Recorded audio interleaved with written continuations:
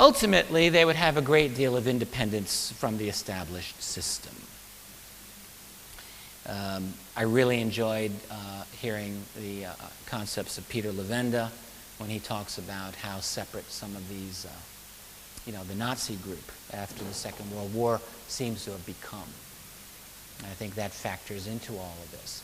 What we're talking about is substantial financial power, ultimately, that is able to dictate terms to governments.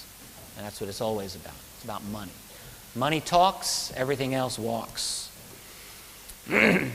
So that's the idea of a breakaway civilization. But then we're obligated to ask ourselves, well, what are they doing?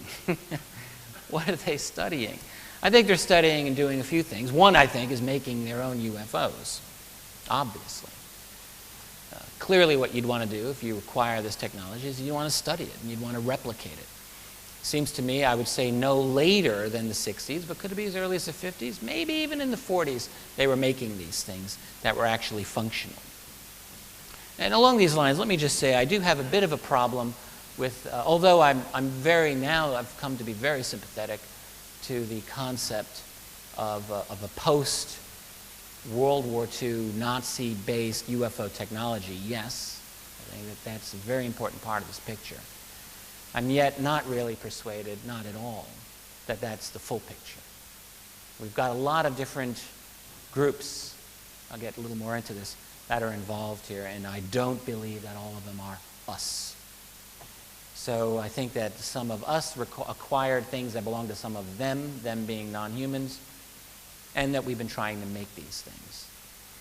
So making UFOs, and then studying the bodies, conducting biotech research, I think is another important part of this program. Another one, which I'll get into a moment from now, is developing a secret space program.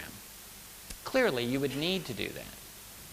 You'd need to have a clandestine program to explore, to whatever extent possible, the region around your world without the public knowing about it.